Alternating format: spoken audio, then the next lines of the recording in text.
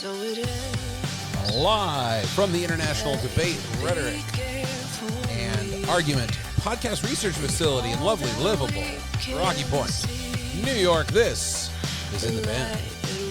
In the Bin is your one-stop shop for news and views on debate, rhetoric, argumentation. Heard worldwide, made with New York pride. I'm Dr. Steve Yano, host and creator, one of the founders of In the Bin. Very nice of you to be here with us. In the Bin, podcast.com. Email us at inthebinpodcast@gmail.com. Leave us a comment. We're on Spotify. We're on Radio Public. We're on Pocket Casts. We are on YouTube. We're everywhere that fine podcasts are pervade. Yes. Oh.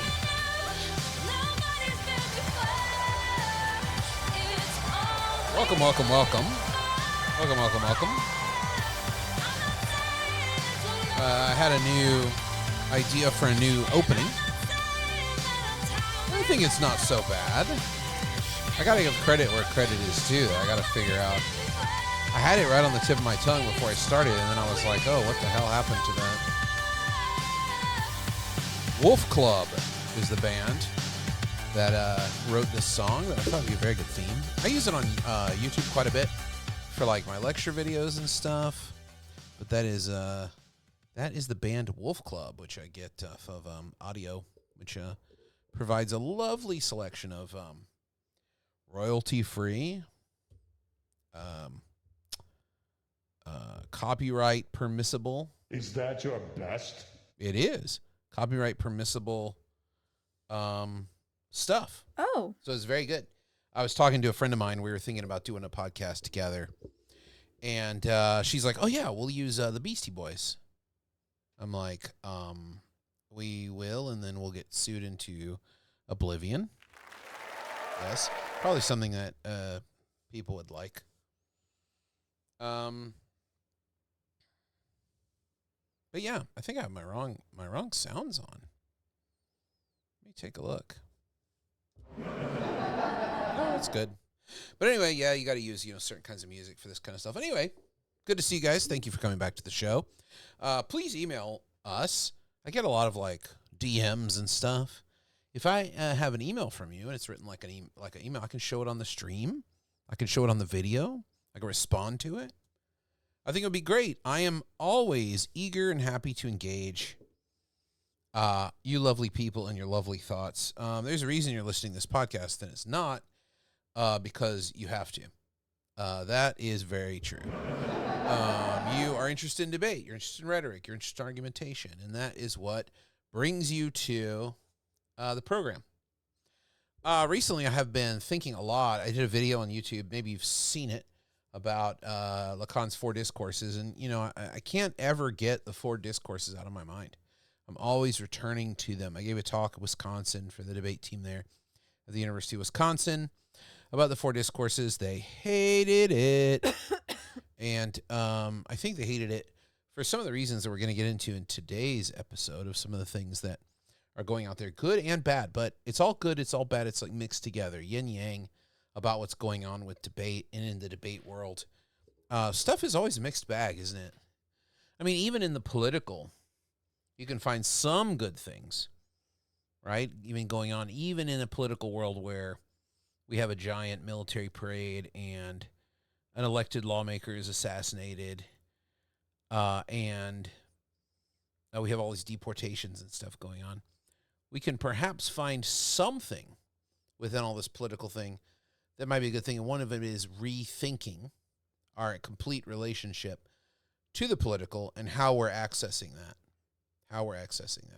I think one of the reasons we get into so much trouble where we are, obviously, as a rhetorician, is because I think that we have forgotten that we exist in discourse and we can't get out of discourse. And that's not taught and it's not explained to anyone. And no one is given practices and options to move in a world where you think that there's truth and that you can access that truth. And when you access that truth, then you have an obligation to bring that truth to other people. If you don't have the missing part of within discourse, that's when we run into material violence, material problems.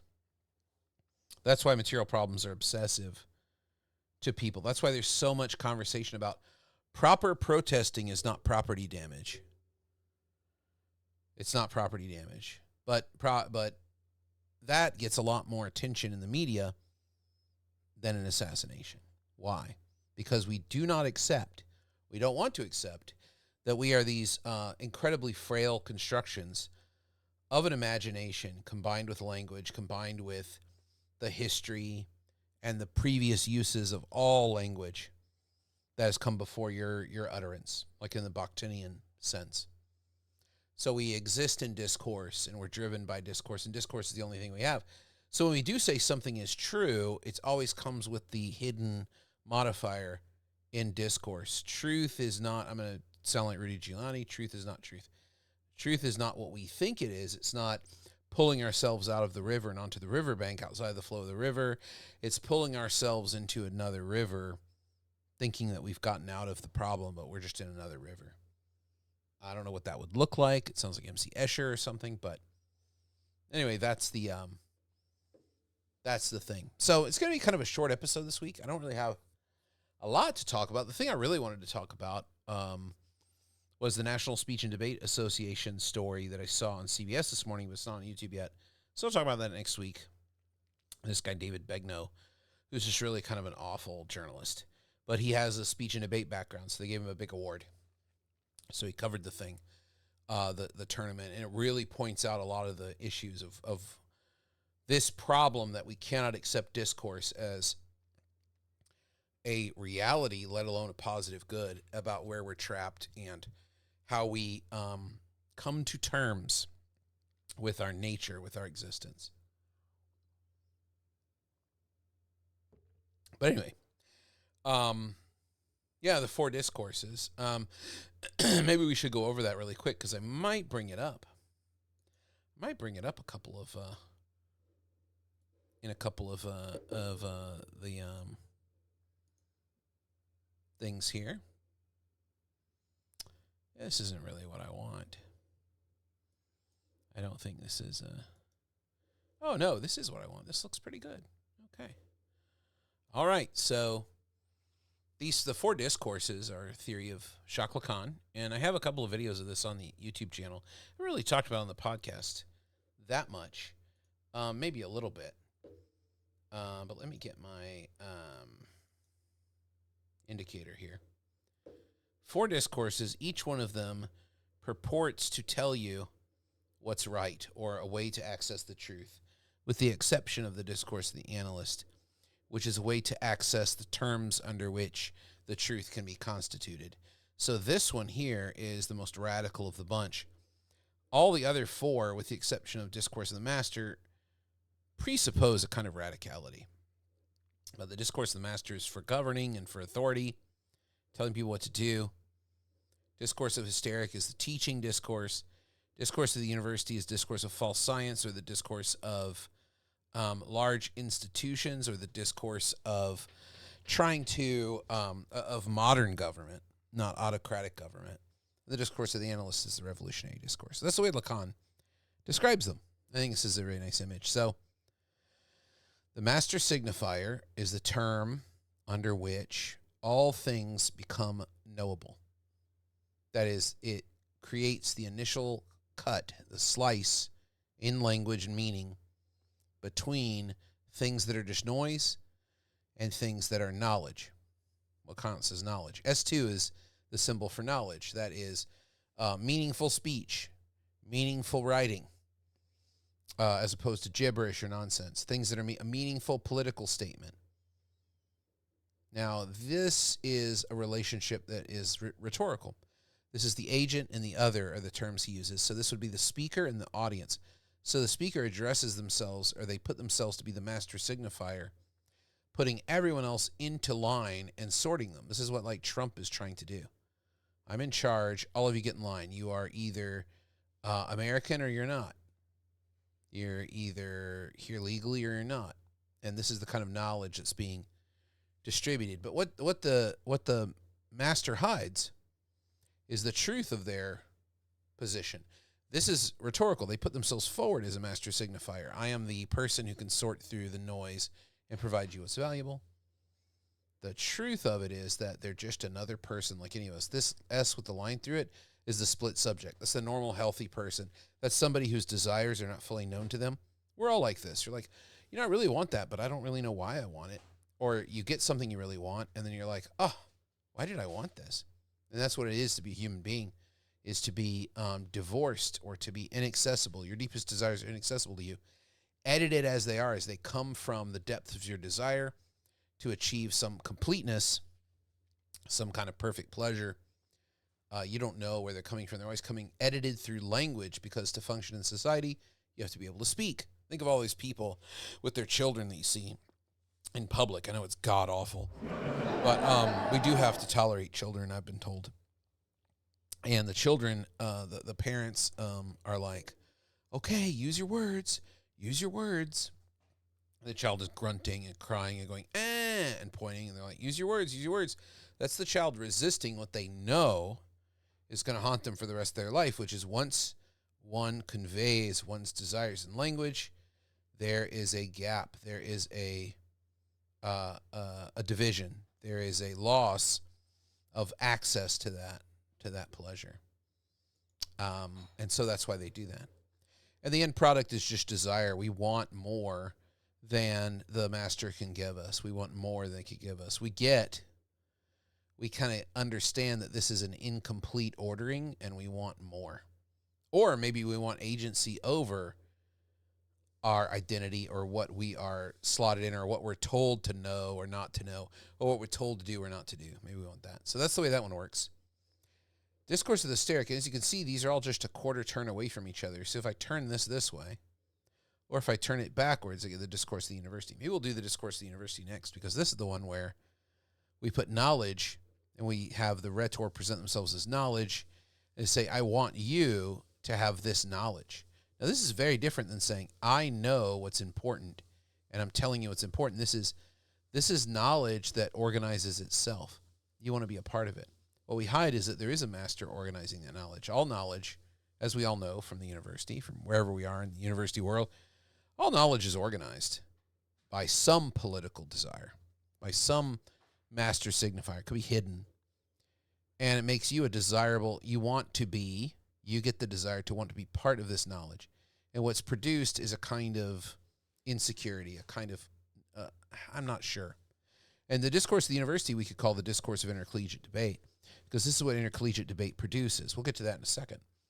I think this is the model of intercollegiate debate, is like, debate has its own rules, and it functions in a way to where we can really know what the best arguments are. And they're like, I want to be a part of that. And the result is, they don't really feel any completeness. They're not sure what they got out of it. And so we have all of these S2 kind of phrases of like critical thinking, and we get the understanding of how to talk to people. We get to adapt to audiences and all that. But it doesn't really produce the kind of revolutionary world or the kind of transformation in meaning that we want it to. In fact, the university can't transform meaning. As you can see, all it can do is create lovely little subjects ready to go about the world trying to satisfy their desire and never really understanding or knowing what it is. And that's all done for some political purpose that we can never access. We're never quite sure what the university's motives are. They're always kind of hidden. But we're definitely sure what degrees we can get, and what the classes are, and what the syllabi are, and what's in the books, and what's being taught. You can look at the discourse of the university as something that, when Donald Trump criticizes Harvard like he's doing, he's actually turning it back a quarter turn and saying, this is the appropriate relationship of university, but I'm exposing that there's a master, DEI, Marxisms, or like Jordan Peterson's Marxists. Good Lord. Or like Jordan Peterson's famous phrase, postmodern cultural Marxists, or whatever, the big bad, the big enemy. But when you move from this to this, you're actually just showing that there's a much more of a strict regime. This doesn't change anything. It just makes it more strict and more severe. So Trump's identification that there is a truth here isn't revolutionary. It's conservative. It's a conservative operation to say he just wants a different master. than the one that is suppressed by the current university structure. He's saying that's the incorrect master. I should be the master of knowledge. That's a hyper-conservative, reactionary, properly authoritarian kind of criticism, right? And that's what's going on there. So let's move to the discourse of the hysteric, which is the true teaching discourse, where the rhetor, this person speaking to the other, presents themselves as totally unsure about everything. They make this, their entire personality becomes their uncertainty about what they want. You've had friends like this. Their whole personality is about, I don't know, what do you think? Should I say this? Should I say that? But what about this? What about that? And you're like, just say it. Here's why it's going to work. So the result is that these people want to master the speaker. They want to master the agent and say, this is the way the world works. Oh, I don't know. I'm not sure. No, this is how it works. This is what's important. And you provide all of the signs of the master signifier. And this produces knowledge about how the master signifier works to organize the world and create stability. What's hidden in this, the truth, is that the agent actually does know what their desire is. And in the case of teaching, they want their students to learn and be effective learners and become whatever they want them to be. I really want my students to be critical thinkers. I want them to be great speakers. I want them to be incredibly thoughtful. I want them to be able to do this equation correctly, whatever. But you present yourself as this uncertain. I don't really know why that works, or why would the United States sign that bill, or why did that treaty fall apart? Oh, because treaties don't work and so they just continue to supply mastery. This is also conservative, right? Because you're just supplying the master signifiers that exist and re-articulating them. And through that re-articulation, you learn how many different ways you can make the master signifier stick in situations where people are challenging it. This is also sort of the model of Tibetan Buddhist debate, where you have somebody present sitting on the ground in Tibetan Buddhist debate as somebody who is completely unsure and doubtful of the Dharma. And then what they practice is different ways to get the master signifiers of the sutras to stick in the mind of the uncertain convert. But this also could be any time the Jehovah's Witnesses or the anybody comes to the door. But it can also be this too. When the Mormons come a knocking, it could be this too. All right, last one. This is the one that actually changes things, which is you present yourself just purely as desire. Right? I am somebody you want to be. I'm somebody you want to be like. It's like a model. I know things, but I'm not going to tell you what they are. As you can see, knowledge is suppressed. So you put forward the idea that you have knowledge, but maybe they're not worthy of it. Maybe they're not ready for it, but you just kind of nod and you kind of know and you teach in this very passive. This is why Lacan says it can't be taught, because it's not really teaching. You're kind of like an asshole, right? You just kind of like present yourself as somebody who knows, but you're never going to give that knowledge to them. And so what this does to the person you're talking to is it hystericizes them. They start to become, they're asking a bunch of questions. Hey, what do you think about this? What do you think about that? What do you think about that? And you don't ever provide anything except the desire for more questions. Eventually, they will produce their own mastery of their discourse. They will produce their own mastery of the discourse. This is what they all look like in various formulations. Well, in one formulation, the only formulation that Lacan ever makes, this is what they all look like. Discourse of the master, discourse of the university, discourse of the hysteric, discourse of the analyst. And I bring this up, and I went through all of that because there's so many really interesting things going on in debate world, and they're good and bad. I'm not sure where to start today. I kind of want to start with, like, Alta's coming back. Did you guys know the Alta conference is returning? The Alta conference? Superb. Everybody loves the Alta conference, right? Very, very, very good.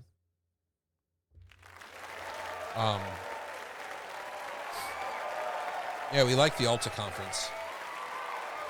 For those who don't know, the Alta conference is NCA's argumentation wing.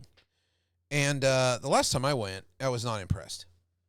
I'm sure you're absolutely shocked, but I went years ago. It's always in the Snowbird Resort in Utah, which is very expensive, very isolated, very remote.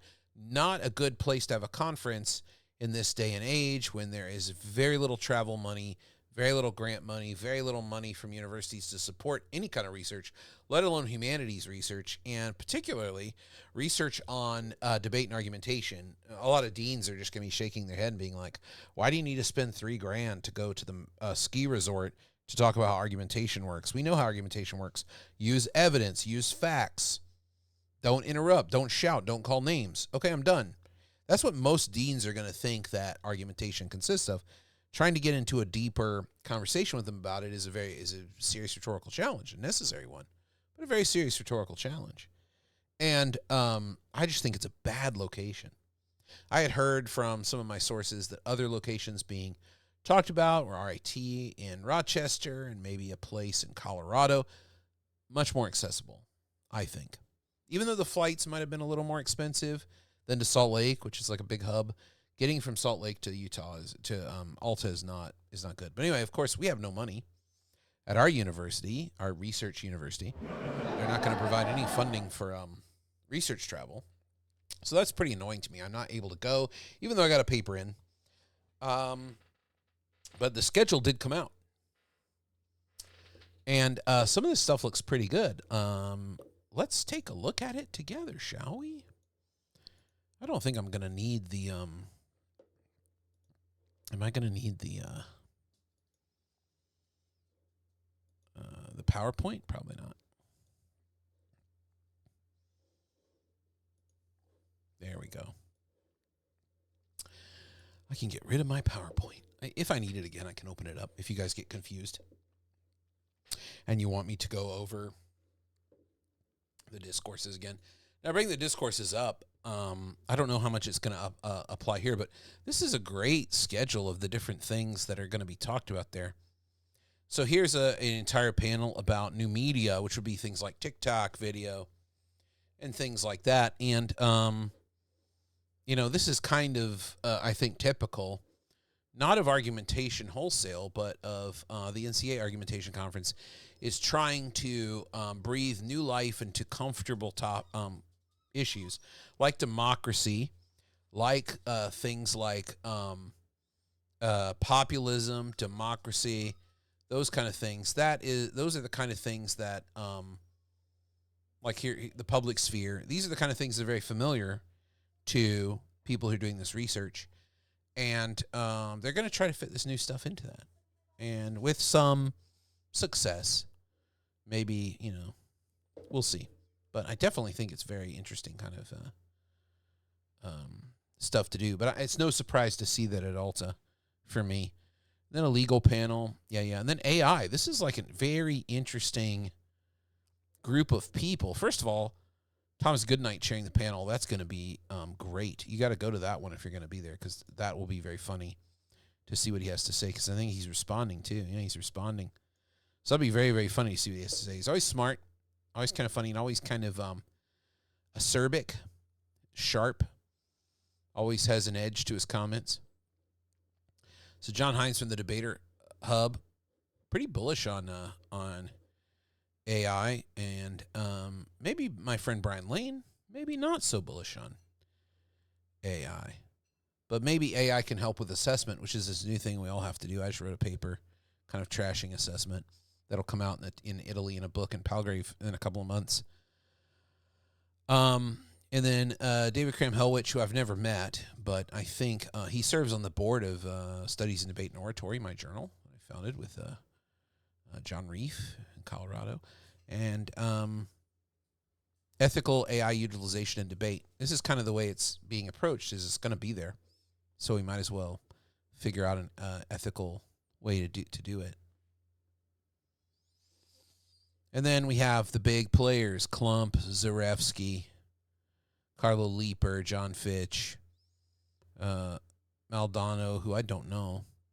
But these are going to be the big, the move away from democratic justifications of the study of speech and debate. I was wondering when that would happen, because currently it's not the study of democracy promotion, I would say. So that'll be a good paper to hear. Paul Strait, that'll be a good one. So anyway, all these things are happening, but what I would say in terms of this conference is that this is always sort of a conference of trying to kind of shore up the discourse of the university in terms of argumentation. Right? So all of these things are going to be connected to trying to show that debate and argumentation can self-organize, that they are a headless form of knowledge, that there is no political agenda here, that there is no master signifier. It organizes itself, and argumentation takes care of itself. And if we theorize it correctly, we too can access that fantastic, powerful discourse. But I think it's going to be a pretty good conference. I wish I was able to go. I would take you through everything, but, no money. I kind of feel like this is my research now. What we're doing here in the Bend. Because I just don't see a future where my university is going to give me any kind of research support going forward. I just don't see it. And I think a lot of you might be in the same boat. So we have to kind of rethink this thing. Can we go to a very expensive conference in the mountains at a ski resort? Who can go to that? Who can do it? Well, there's an alternative model. I just got this today. This is like, I wasn't even really going to cover this today. But I thought, how interesting. Argumentation Network of the Americas is offering this small thing with the Critical Thinking and Citizen Engagement Lab at the University of Lethbridge. Arguing for sport. Okay, so this abstract really bothered me. So we got to go line by line down it. And I got to point out how warped it is. Formal debate has been a staple of fostering competency in critical thinking since, well, Plato's time at least. No. What? What is that? Like, no, absolutely not. Formal debate. First of all, there's so much equivocation in this, I don't even know where to start. What is critical thinking? We can't even answer that today. Can you get a bunch of people in the room and they all agree on what critical thinking is? I don't think so. We don't have a good definition of that. And if you go to pedagogy or curriculum and development, or you go to philosophy, they don't have agreement on that. Formal debate, what is that? Is that the Analectus, the Socratic method? Well, that was not a popular method in Plato's time. That was the least popular method. People hated it so much, they killed the man who invented it. I don't know what this sentence is supposed to mean. I think that it would be better to talk about it if it's the Argumentation Network of the Americas, the fact that America, the United States, has a long history of this formal debate as a part of the pedagogy of citizenry. And now that is under fire from every direction. Like the idea of citizenry is under fire. The idea of pedagogy is under fire. In fact, a lot of people, I think, in the right wing that has power now, they don't really want pedagogy. They want compliance. They think schools should teach compliance. This is the good, comply with the good, or spend your life in prison. I think that's the pedagogy that's being forwarded. But this idea that there was formal debate since, 400 BCE is odd to say the least. What the hell is this? You could also take criticism of it from the work of Hugo Mercier and Sperber. I forget his name. Is it Ben Sperber? I don't know. I don't remember. But Mercier and Sperber talk about how the human mind, our evolutionary inheritance, is debating. That would have been a better place to start. Not this idea that people are being taught how to debate. It just doesn't match up with the history. It doesn't match up with the contemporary scholarship. It's a bad way to start a call. Anyway, I'm probably still going to submit to this thing, so if you're on the review panel, stop listening.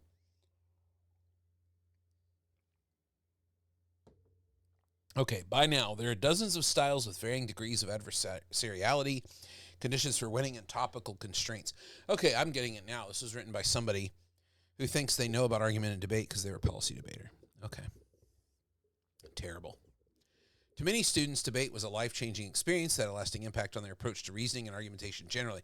I agree with the first part, a life-changing experience, but I don't know if anybody would ever want to do the assessment of you take, let's say, 100 people who have no formal intercollegiate debate experience, and you test them on a critical thinking assessment directly up against people who spent 4 years of college doing intercollegiate debate. I don't think any debate coach or any debate program would want that data out there, because I don't think it would be anywhere near conclusive. I think it would be up in the air. I think what it would show is that the control group is just as good at critical thinking as the debate group, and neither group is very good at it. I think that's what it's going to show. I think that debates discourse of the university says this is the perfect way, the pristine and pure way to learn critical thinking, but the hidden truth of it on the S1 is that it's really just another college activity, like a club. It's really just another club. It's not transformative in that way. I do think it changes your life, but it changes your life in the way that, being on a basketball team or a sorority would. So that data just isn't out there. I mean, I think that people feel they have this lasting impact. I would say that they do feel like they're better at it, but usually they get frustrated because they're going to argue from a set of rules they think are universal, and their interlocutors are not going to, one, understand what they're talking about, or two, believe that those rules are self-justifying.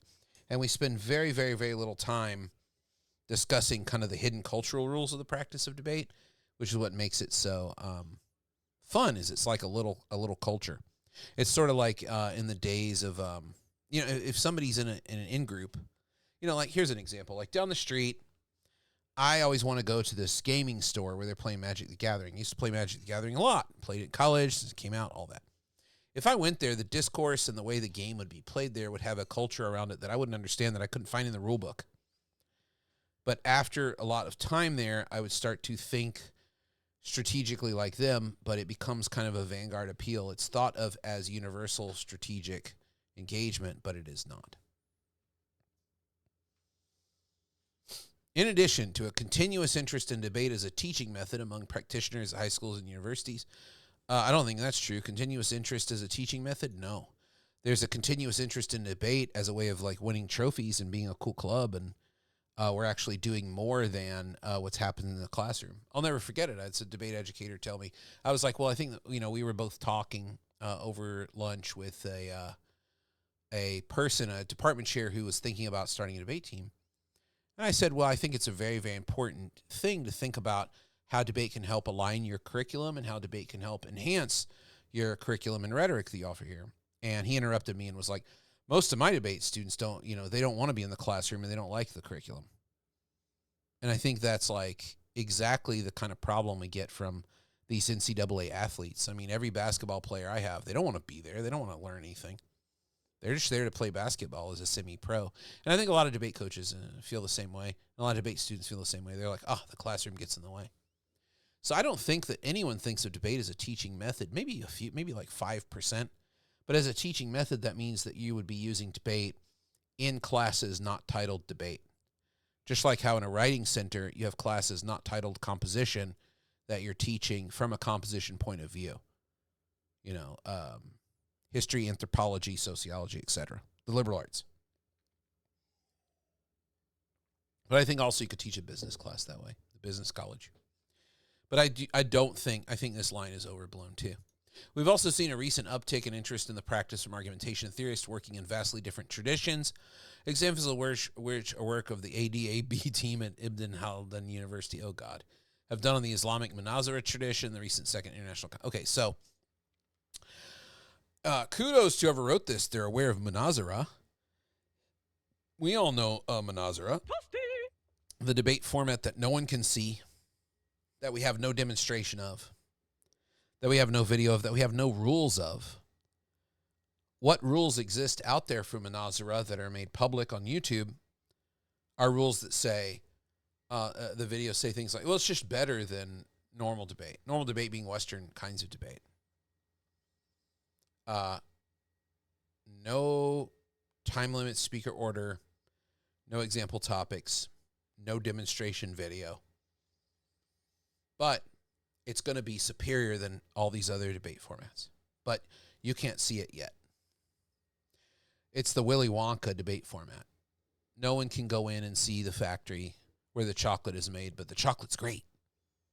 But we don't even have it's not even the Willy Wonka. We don't even have the chocolate. We don't have anything from Munazara.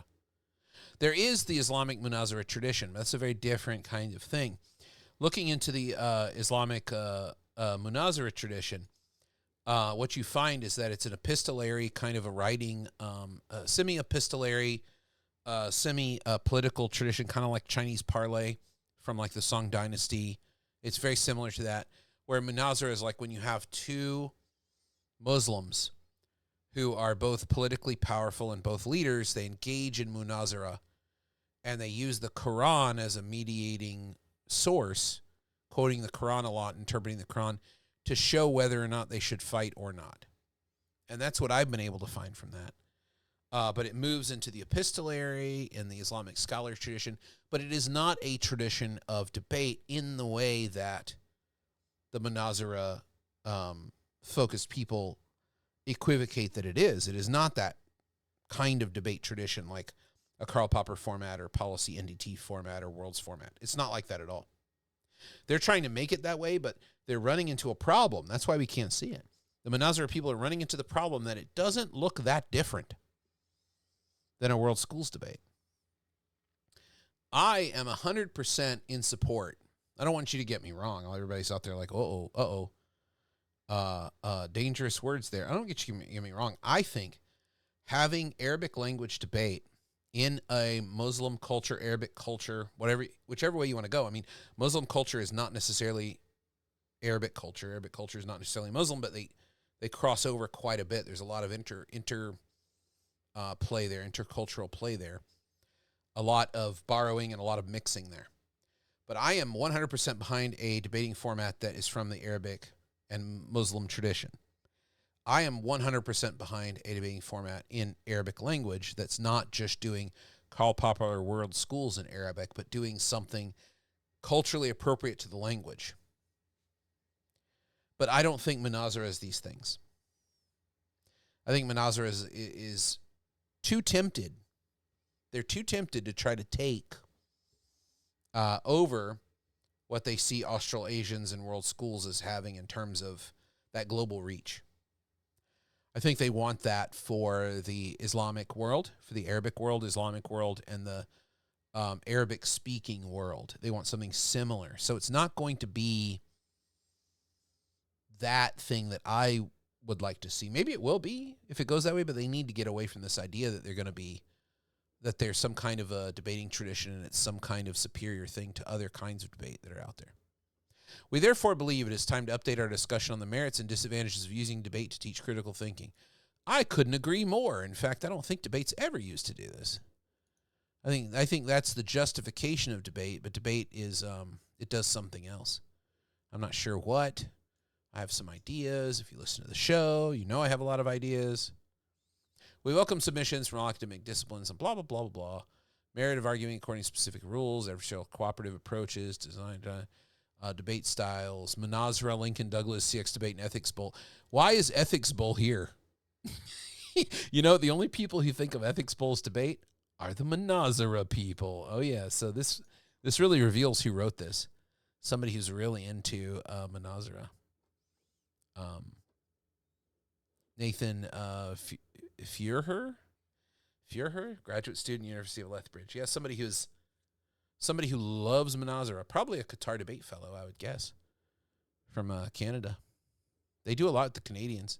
It's interesting who gets invited in and who doesn't into the Qatar debate now that Qatar debate is putting all of its energy and all of its efforts behind Munazara. So what do we think about this? What do we think about this Argumentation Network America's call? This is an attempt to create a kind of a debate political revolution, and they might do it. But discourse-wise, I don't know. I think, once again, we're in the discourse of the university where debate is a self-organizing field, and the master is suppressed, once again, hidden from us. This is not the discourse of the analytic hour. All right, last one, and then we'll wrap the show up. anything you want to say to me, please, and engage me in any way you want. That would be great. You know what a fantasy of mine would be? Toasty.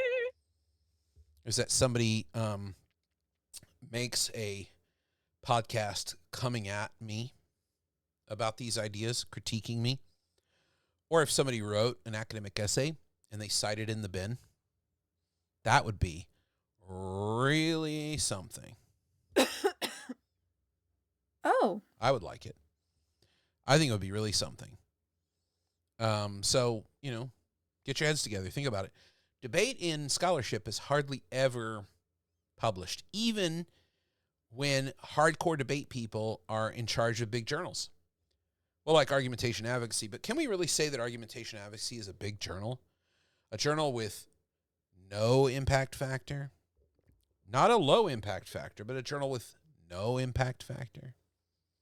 A journal that's not read or cited by anybody outside of maybe a few people who publish in Argumentation and Advocacy. I would be okay with both of those things if it was what it used to be. JAFA, the Journal of the American Forensics Association, which was a pedagogy journal. How to teach debate. What are we teaching when we're teaching debate? All of these things that we see coming up Alta, where it's like, okay, we've got to circle the wagons around public sphere, democracy promotion, or even just democracy. We got to circle the wagons around these concepts, presumption, and make sure that we have discourse, or S2. We have this knowledge discourse organized around these master signifiers for the coming waves of AI, for the coming empire and the loss of American democracy. We want to be ready for that.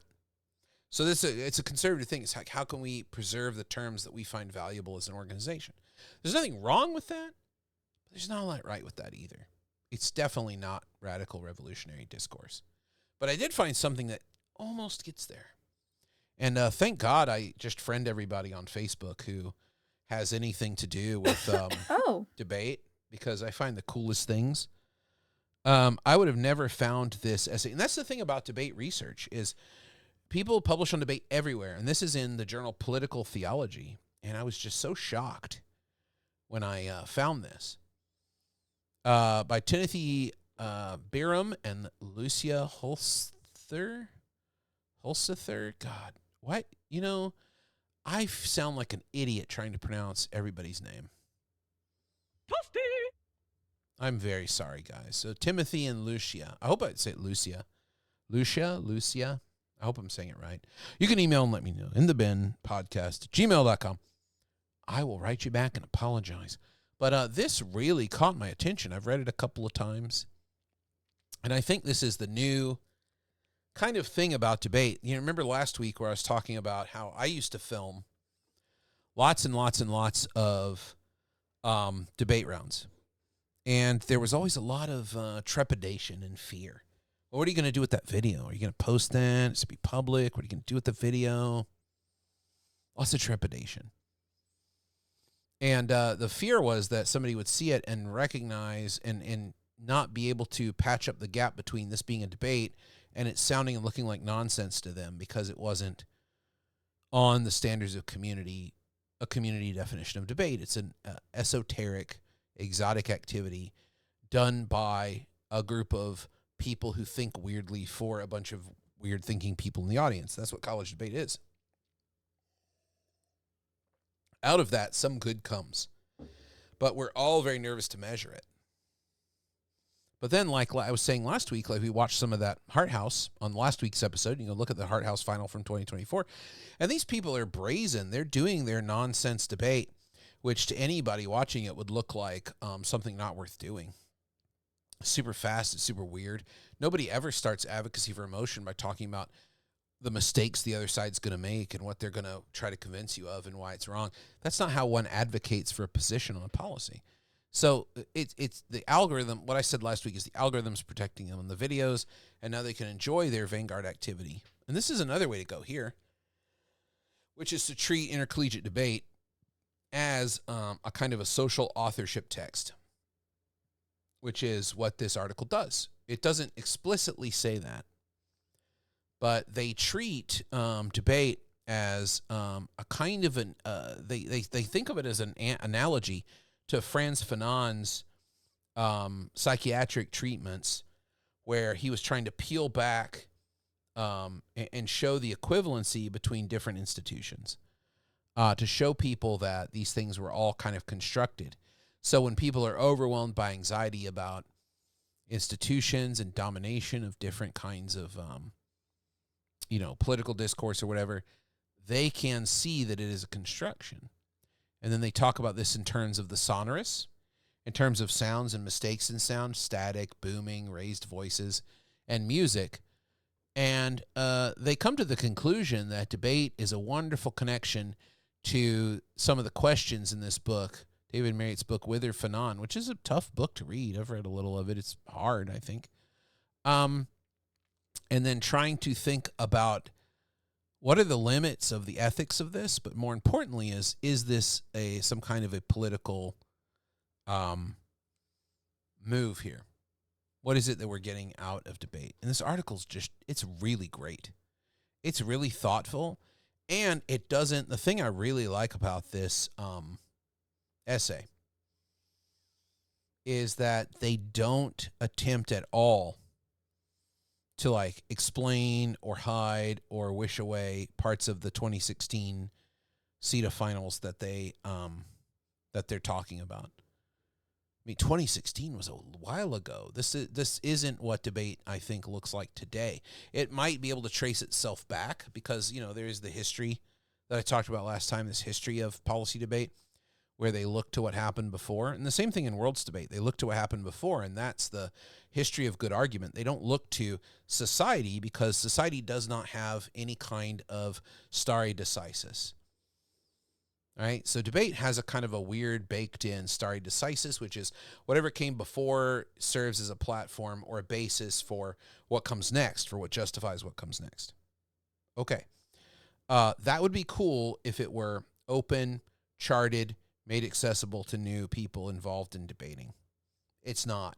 The longer you're involved, or if you're in a school that has a long tradition of the history of that, you have better access to that information. You can do a much better job of making arguments stick through this kind of cultural capital, this cultural adhesive, we might call it. When you aim arguments at society, you kind of have to look at the doxa. You can't look at the history of how they've made decisions because the public is very fickle. And people are very fickle, and they might decide one way on one thing and one thing on another thing.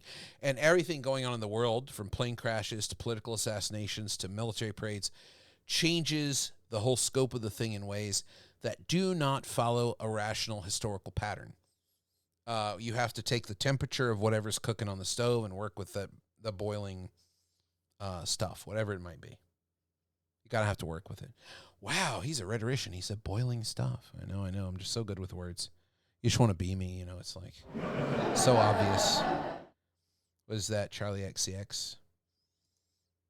It's okay if you're jealous of me. What's that lyric? I don't know. I'm not going to sing it, that's for sure.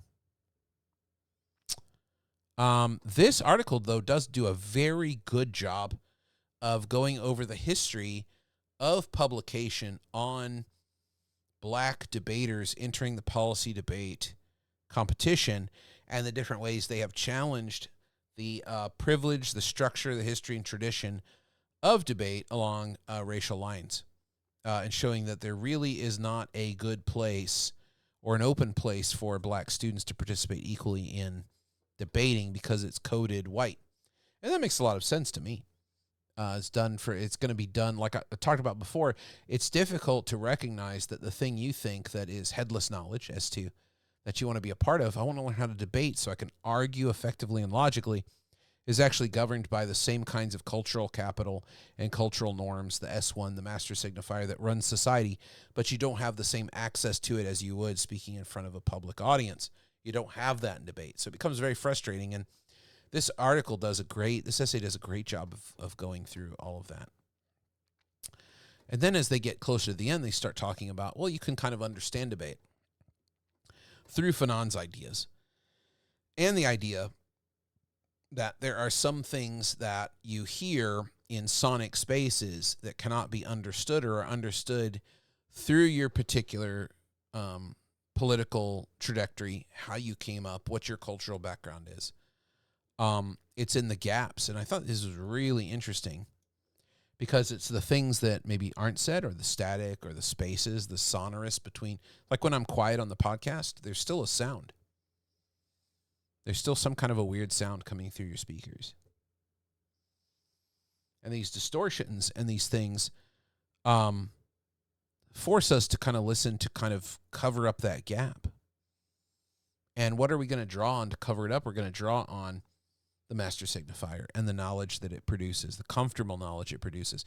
One of the things that's tough about the analytic discourse is you're responsible for the mastery of your own understandings. There's really nothing to lean on, so it's very, very tough. But it's better than leaning on an understanding created for you that's driving you crazy. That's the purpose of therapy, is to give you new master signifiers that you can work through. And they really don't conclude as to what any of this really means, but they do open up the question of debate. As I think what it really does is it shows that at one debate round, you can't really learn a lot about. It's just like kind of the Leaper paper that's going to be at Alta. I forget the co-author name, but the Leaper paper that's going to be at Alta is this question of like, okay, why don't we just give up the ghost on debate teaching democracy or democratic principles at all? What does debate teach now? And one of the things debate might be considered to be, after reading this paper, is like social authorship group, which is people writing esoteric pieces for other people who appreciate them, not meant for public consumption, not meant for general audiences, a specialized discourse. For example, there are all kinds of writing groups, there's social authorship writing groups that didn't ever want their stuff to be put out in public. And there are many writers who wrote just for other people who didn't want their stuff published. It might get published posthumously. It might get published through other ways, or people breaking the rules when someone sends someone a poem and says, don't show this to anybody. The poem might be very powerful. They publish it, try to show it to other people. It's not right, but it happens. But I think that maybe debate becomes this kind of textual creation, almost like a sonnet or a very, very complicated poetry writing exercise, that then we can turn literary and social theory on to illuminate what literary and social theory can say to us. It extends the possibilities of what Fanon can say to us, but it also extends a new way of justifying debate programs in a time when we might not have a democracy that's deliberative anymore in a few years. We definitely don't have university funding for anything other than compliance as pedagogy. So how are debate programs going to survive? Well, you can look to, I think, this great essay as one of the ways of justifying debate as a laboratory for examining some of these humanities questions and research. I think it's really fantastic. That's what I was thinking about too. And also, it's there's an old tradition of literary schools forming, and then later on, all the stuff comes out, and they're like, "Wow, look at the innovations they made in this school of thought as co-writers." As writing for each other and bouncing back and forth, which you could see a debate round as a co-written exercise in examining, maybe not examining the resolution. I'm an old person. That's what I would say. But in response to an utterance, what comes out? And that might be the way to see a modern intercollegiate debate round.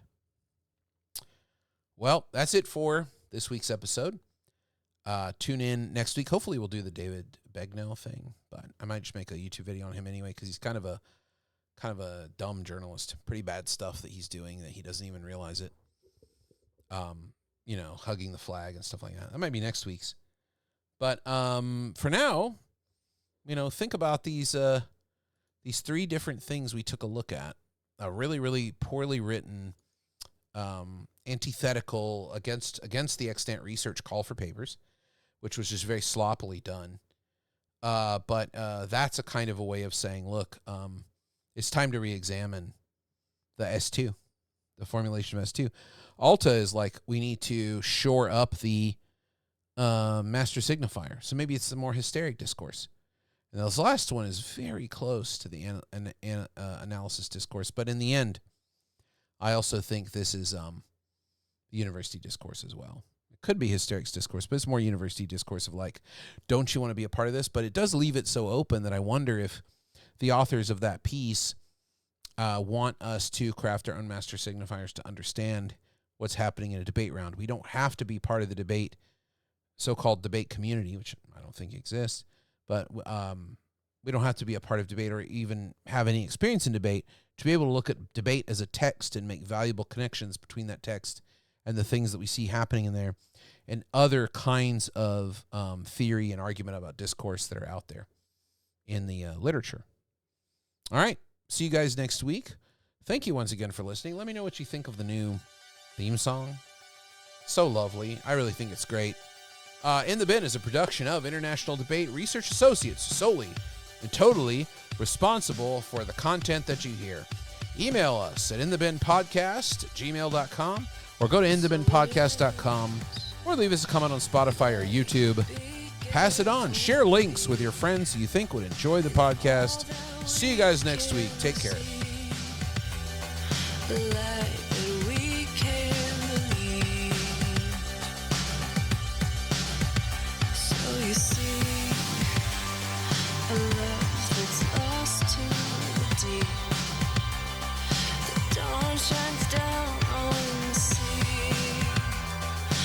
Ghost is all that